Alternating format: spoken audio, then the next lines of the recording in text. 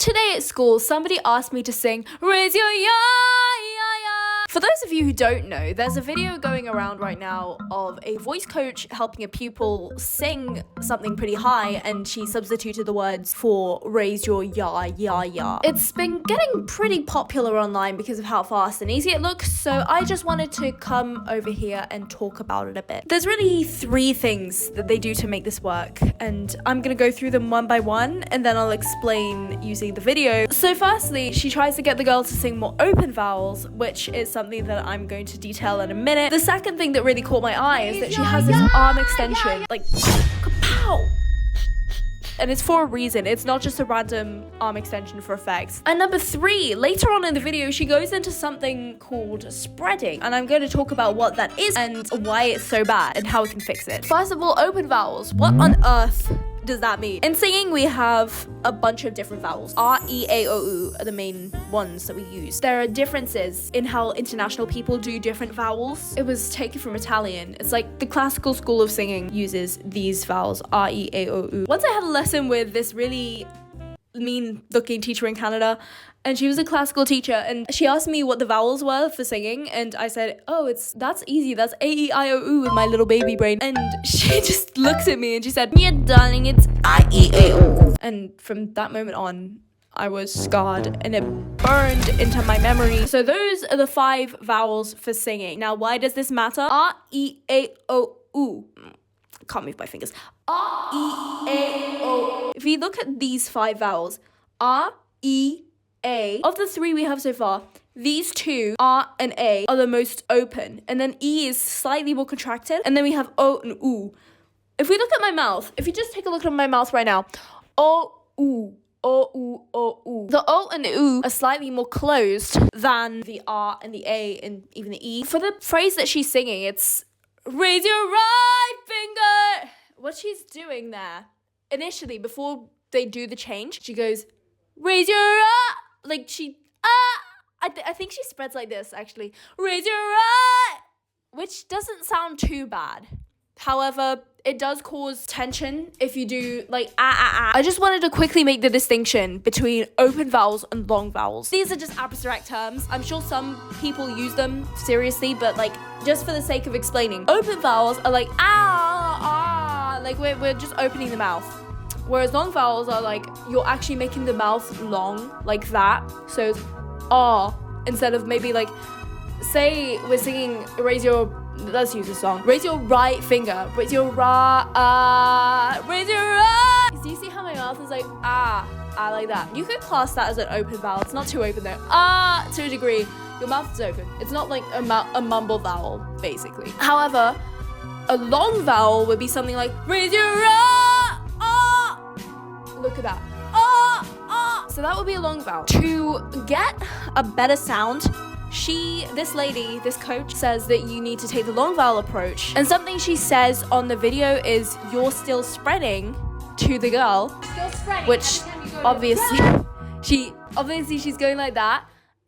Instead of That being said, spreading, I did promise that I'd say what spreading is. Spreading is when you go like that. You're spreading your lips, your teeth, so that the sound is kind of the brighter frequencies are more amplified, but to a really harsh degree. There's a lot of brightness in the sound. So let's compare the 2. First time, I'm going to spread like crazy. And the second time, it's going to be a long vowel like she does in the video. So, raise your right finger. Raise your right finger. Now I'm going to do the long vowel. Raise your right finger. Raise your right finger. You see the distinction? The reason she did this in the first place is because this girl struggled with reaching the high note and, not cracking on it. So she made her think, instead of spreading it and getting this bright sound, you're going to make it long and you're going to take away the bright sound. And instead, we're going to just focus on keeping it long. And that does something to your brain. It makes her, it takes away the concentration of reaching the high note from her mind. And it allows her to just reach it without thinking about it, because a lot of singing is getting out of our own heads, just being able to sing without the brain interference. Like, one of our biological instincts is to survive, so whenever we feel like we're about to hurt ourselves, like if we're gonna do a crazy high note or something, our brain kicks in and says, oh no, we can't, like, we gotta protect ourselves from that. So what do? The body shuts down. The body shuts down and we can't get that note, or we freak out, or like this tension builds, or we do something that causes tension rather. And that is how our survival instincts kick in. One of the best things that you can do for singing is to de-trigger the survival instinct, so that instead of getting all in your head about hitting the high note, you can actually just do it. Oh, and then the arm extension. When she goes, raise your right finger. I think, does she go up or down? I think she goes down. Raise your right, raise your right, raise your right. When she goes down like that, she's not only pointing downwards, she's pointing outwards. So she's focusing on sending the sound forward. That down and outwards motion not only gets you out of your head, like I said before, it also eliminates some of the tension, like you'd feel it in your neck because you're actually moving your body. Have you ever tried singing while moving your body, like singing a phrase that you can't get usually while moving around? I have a solo that I'm working on for a show at my school. One of the things I did to get the high note is like, yeah, yeah, yeah, yeah. It's an E.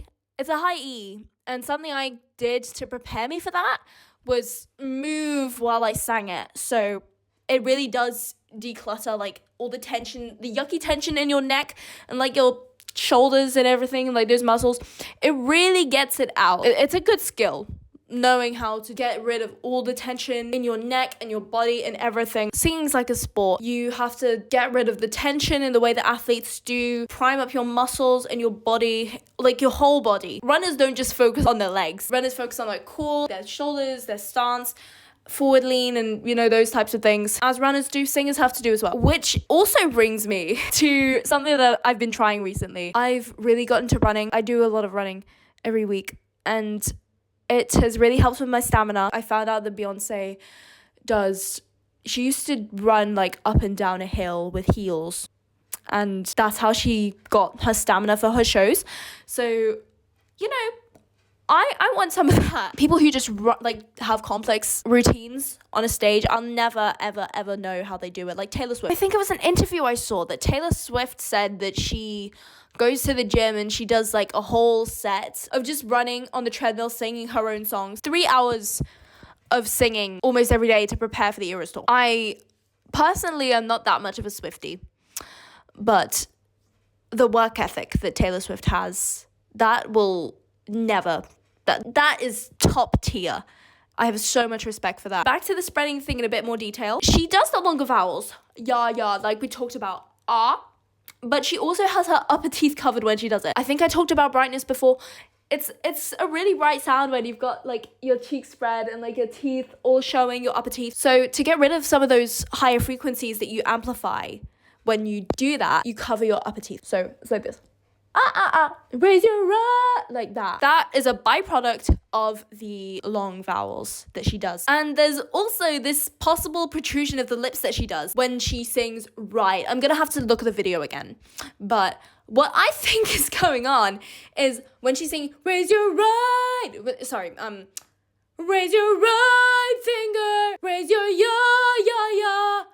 When she's singing, raise your ya. Can you see how my lips are kind of fishy? They're not like, some people call them fishy lips. They look like this and they're coming out. Like they're slightly protruding, like that much. See the difference? Yeah. So when the lips slightly protrude, that adds a lot of, oh dear.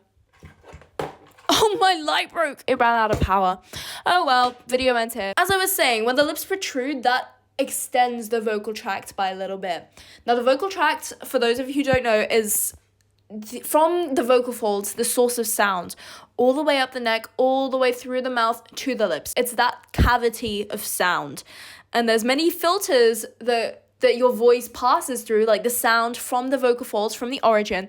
It passes through all those filters to reach the mouth, and then it comes out. And there are so many things that shape your sound, so many reasons why everybody sounds different to each other. And I might go into that in a later video, but it's really interesting to see like the cavities and the holes in your face and the sinuses and everything. They really contribute to what makes you sound like you. And I really do want to make a video about that someday. It's a cool topic. I'd like to talk about how you can try and like how people imitate each other, how to sound like other people, but also how to use influences, like how to imitate people in a way that makes you sound like you and gives you an iconic sound. How to build an iconic sound. That's something I'm gonna do in the future. But yeah, really, all that goes on in this little video is she does the long vowel, yeah, yeah, yeah, and she has her upper teeth covered, and the lips protrude just a little bit like that, yeah, yeah, yeah. That lengthens the vocal tracts so that she has a more resonant sound. And then there's the arm extension I said about before, which helps you remain clear in your singing and not let your subconscious and your brain interfere with singing the note. And the more you do that, the more you'll get it into your muscle memory, which will help you to get out of your head about your singing and to help you reach that high note without all the mental blocks of I need to survive, I need to like not injure my voice. And that arm extension really helps with getting rid of some of that, and obviously the open vowels. So yeah, thank you for watching. I hope you like this video, and if there's anything you want to see, anything you want me to talk about or explain, please let me know, and I will see you in the next one. Bye.